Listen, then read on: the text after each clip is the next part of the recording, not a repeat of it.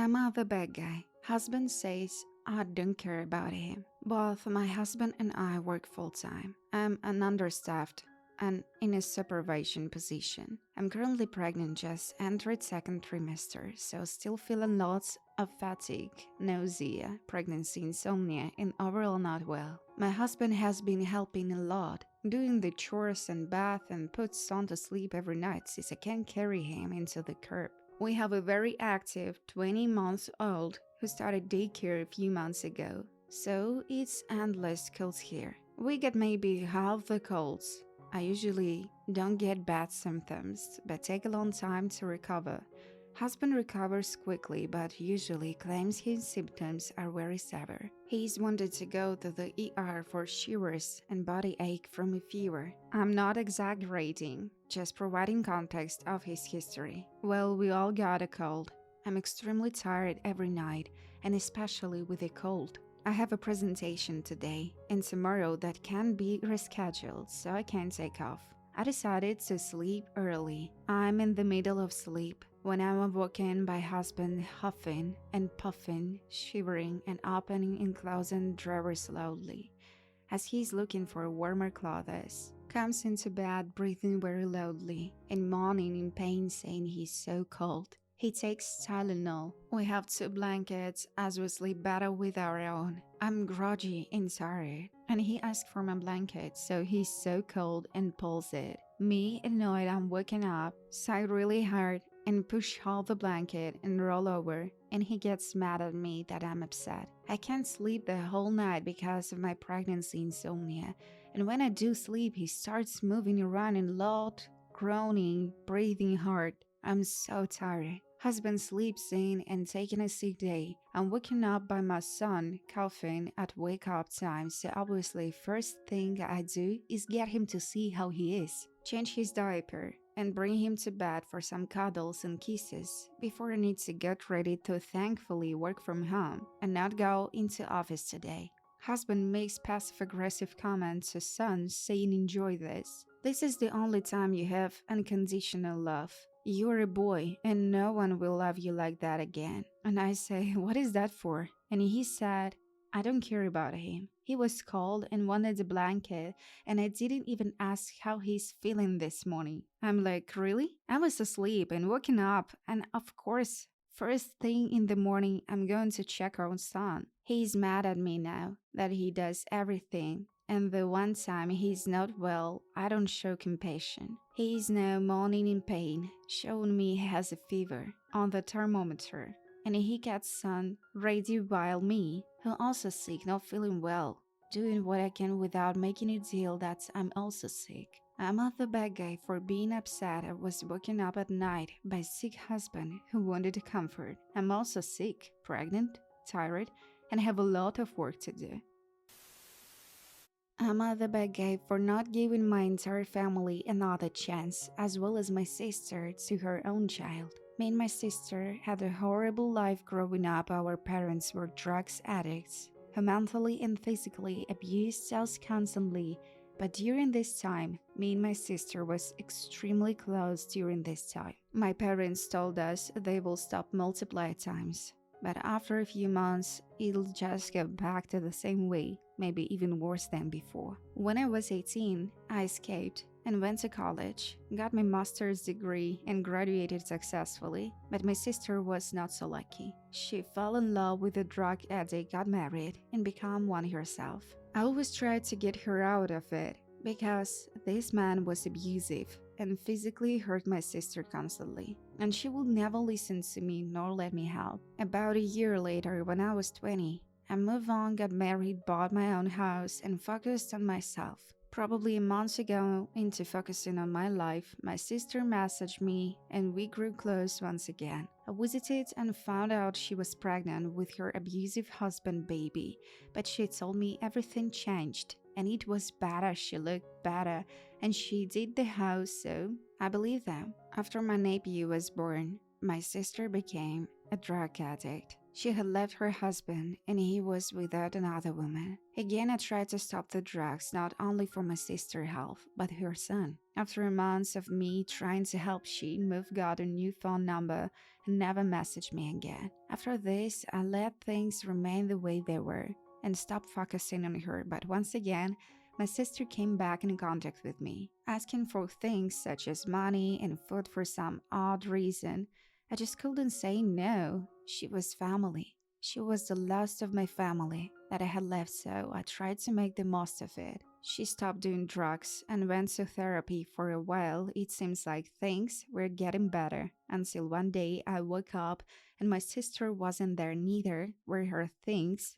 Only my nephew. Now, 6 years later, my nephew is 8 and my sister never come back.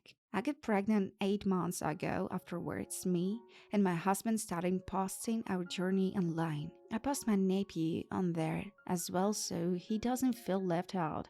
But about a week ago, after the gender reveal, my entire family started commenting on my posts, like talking about how they can't wait to be a part of this baby life, etc. They eventually invited me on a Zoom call, and my sister was there. My mom asked if she could be there when the baby is born. I said no, and they will not be participating in my child's life whatsoever, and how ruthless it was for them to all of the sudden to try to come back. My mom, dad, auntie, sister all started crying and pleading for forgiveness. That's when my sister asked to see my nephew, and I said sure, but my nephew refused. And I said that looks like he doesn't want to. I was kicked out of the Zoom call later. Now they're posting, commenting horrible things about me. My husband keeps telling me it is not my fault. I do feel bad. But then again, they put themselves in this position. So, am I the bad guy here? Am I the bad guy for yelling at my grandson? Hello, I'm James, male 58. I'm in some hot water with my family, and thought this will be a good place to get a neutral opinion. My grandson, I will call him Henry, male 27, often comes with me to play golf. We have been doing this since he was a child, and it's a tradition that we hold at least twice a month. Recently, he started bringing his girlfriend. I will call her Georgia, a 25-year-old girl. She doesn't really usually play with us, which is fine. She often sits in the golf cart and reads or listens to music and gives us snacks and drinks when we ask. She is a nice girl who I approve of my grandson being with, but there is only one problem. Henry often talks down to her, belittling her intelligence and sometimes just making fun of her. It makes me uncomfortable, and I can see on her face that she doesn't like it, but she never says anything. We went to a party recently for one of my other grandkids, and Georgia came. Once again, Henry started belittling her, calling her stupid and telling her not to fill up her plate too much. I pulled him aside and out of the room and told him that he needed to be nicer to Georgia.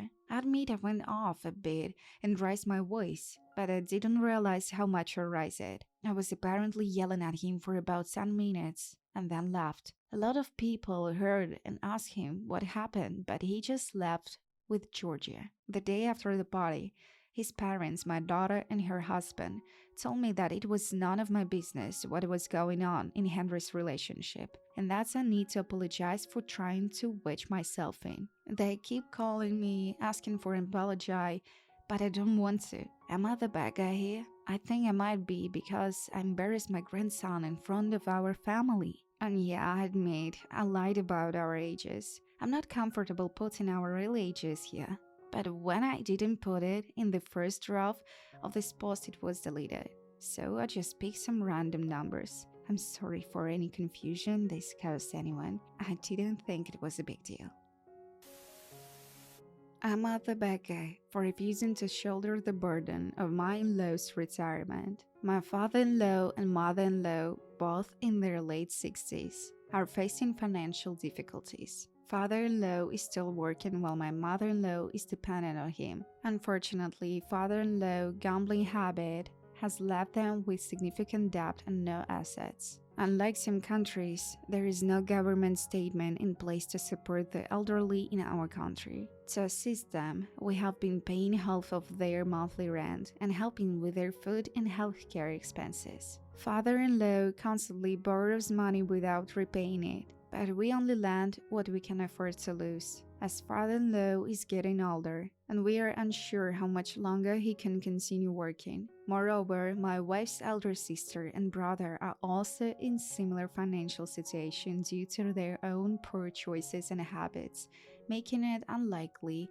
that they can provide assistance. As the only person in our families with a stable job and good income, my in-laws and wife are pressuring me to fully fund my parents-in-law retirement. While I sympathize with their predicament, and I'm hesitant to shoulder this ongoing liability of taking care of them until the end of their lives, they suggest that expenses will significantly decrease if we let them move into our house. However, based on our past experience of living with them for a few months, it did not work, well, due to our contrasting lifestyles and their desire to exert influence over our decisions. Additionally, they poor hygiene habits, such as using our personal items instead of their own, and the use of inappropriate language, create further concerns. I have expressed to my wife that neither option, financially supporting them nor having them live with us,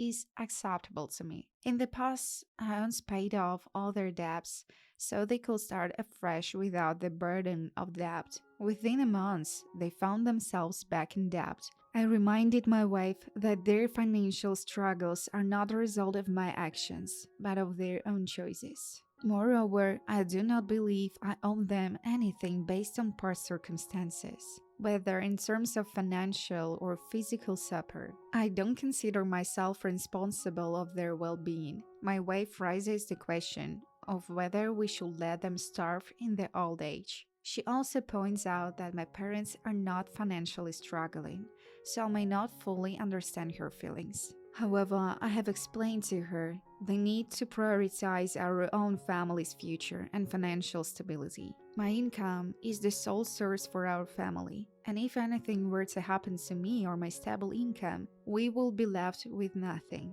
We currently have no savings for retirement or our child's education. Continuing to give everything we have will eventually lead us down the same path as her parents. Despite my explanations, they persist in guilt-tripping me. While I recognize that I'm not obligated to help them, their constant pressure makes me feel like I'm enjoying a plate full of good food, while others in the room are starving. So, also more info. Since I work remotely, I also contribute to the household tasks. However, I still require assistance because we have an 8-year-old son. My wife doesn't work since her income will essentially cover the expenses of hiring someone to help with the household, leading her to believe that her work efforts will make a significant difference. Our income is not divided.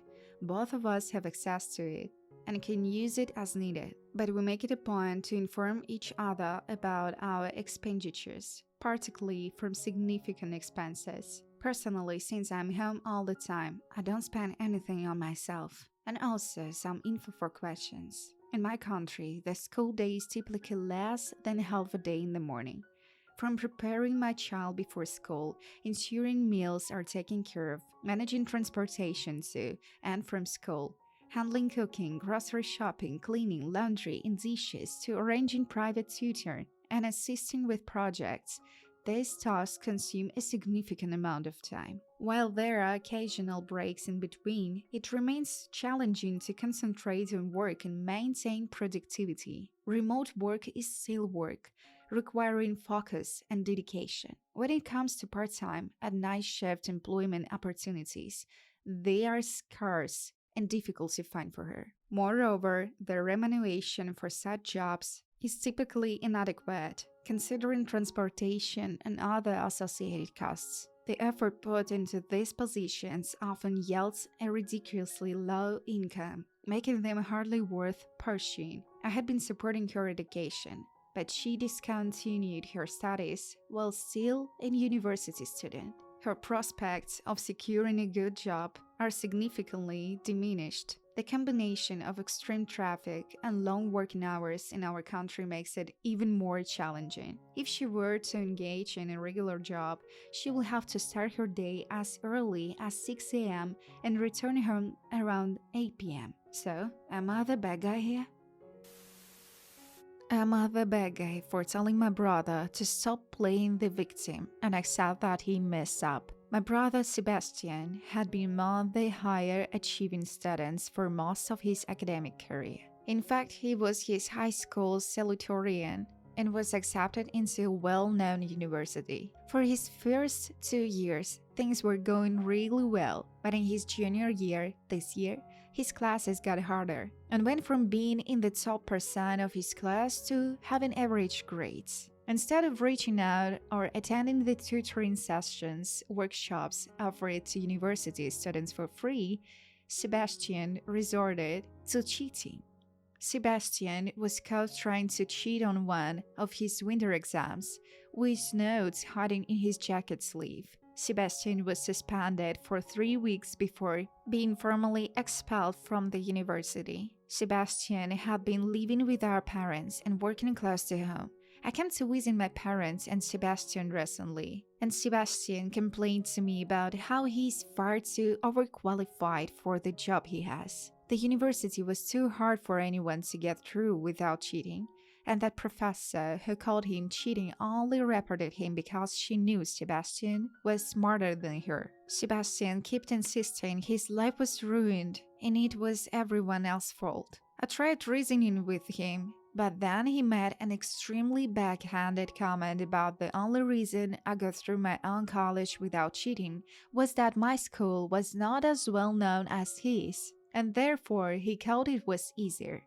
I had enough and told Sebastian that he need to stop playing the victim. He is my brother and I love him, but that doesn't change the fact that he messed up and he has to accept that. I also told Sebastian that his life isn't over. He can try to apply to community college.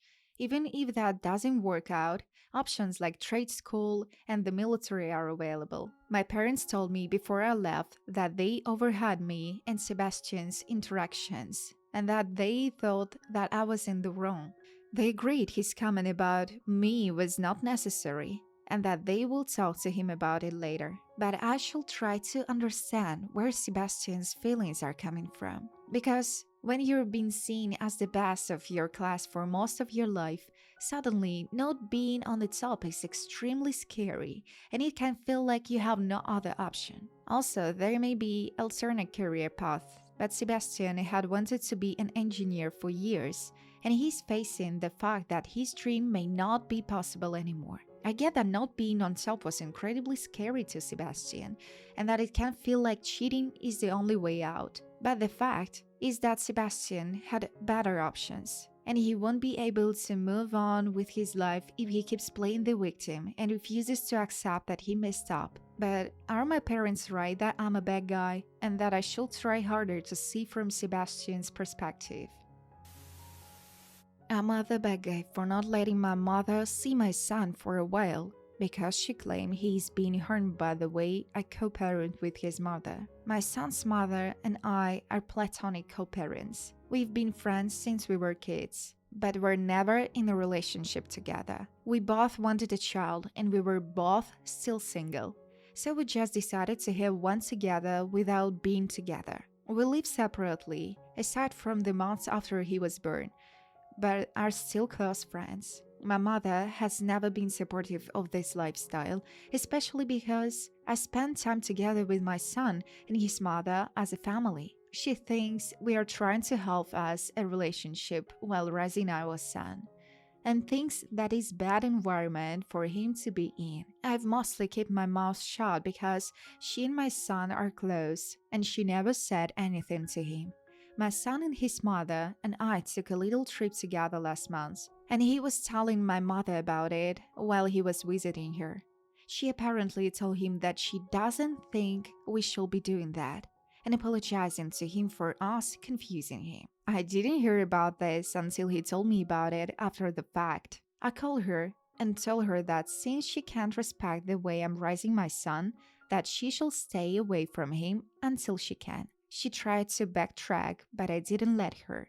I told her until she's ready to keep her options to herself permanently, she wouldn't be seeing him anymore. I let his mom know what was up, and while she separates my actions, she thinks I was too harsh. She's worried I'm going to cloud my son's perceptions of his grandmother if I keep her away too long. So, what do you think?